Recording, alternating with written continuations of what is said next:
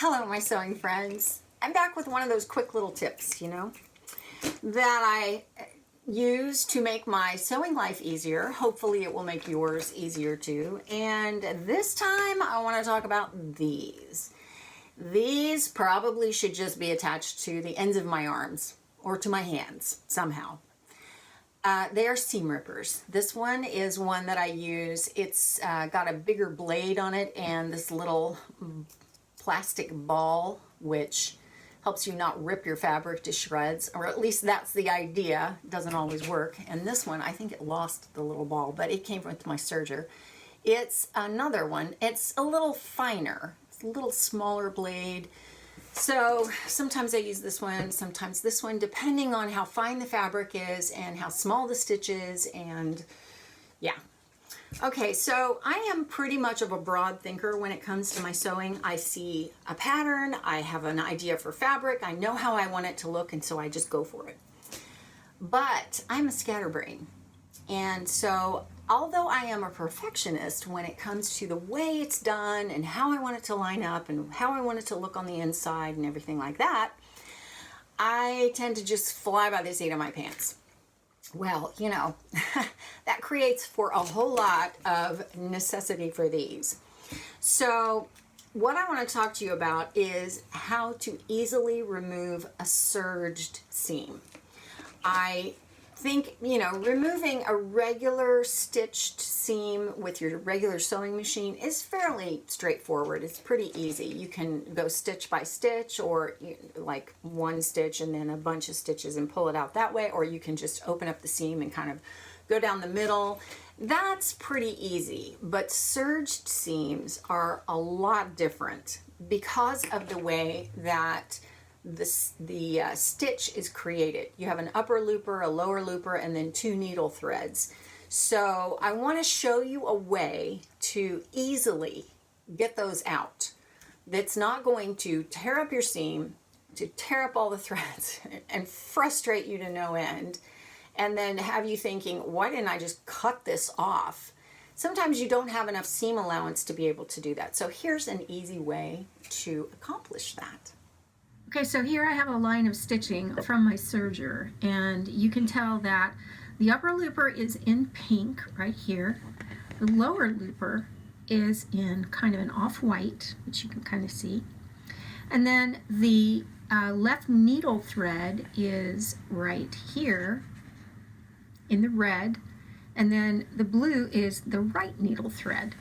So you have 4 threads that make up this stitch, and you know the right side because the needle lines of stitching are going to show up, whereas you can tell on the other side, on the wrong side, if you're feeding this through your serger, you're going to go like this. And on the back side of it, you have the lower looper, and then you have those stitching lines from the needle threads where they've caught the looper there. So here's the thing everybody wants to do. You want to go and you want to just kind of tear into this and rip through it and, tear it out like that. And while you can do that, you can tell that that's not really tearing the seam out very much. I mean, it's kind of, but this is still left, and it just makes a mess. You can also try and tear it out like this, where you would, like sometimes you can do on a regular seam, where you try and go in and you rip through the lines of stitching. But can you see what's happening here? I'm catching the fabric, so it's not really working very well. So here is the solution. You take one of the needle threads, and you want to make sure that you catch just the needle thread, because if you can tell really closely here, there's a little tiny loop right here. That's the looper thread where it comes around like this, and you don't want to catch that. You only want the needle thread. So you go through there and you break the stitching, and then you come down a little ways and you pick that needle thread up again, and now you're just going to pull, and it's going to kind of gather.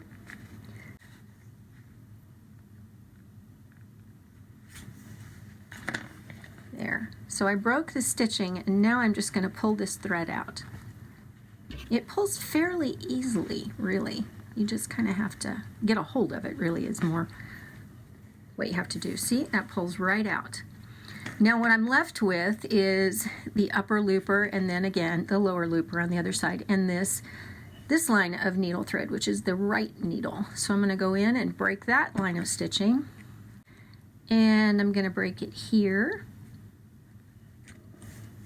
and then I'm going to pull that out, and that should pull out fairly easily. See how I caught that looper thread? You only want that needle thread, and so just pull that out. That pulls out really easily. Now look what happens. I can suddenly pull out both looper threads. They just come right off like magic.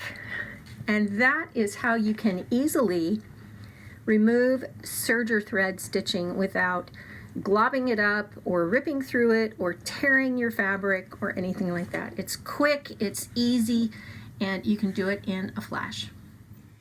I hope that helps you. Man, that has made it so much easier for me. I am always frustrated when I have to tear out any kind of a seam, but that sure makes it more simple. So I hope it makes your life easier too, and that's it for now for me. I'll see you next time. Thanks for watching.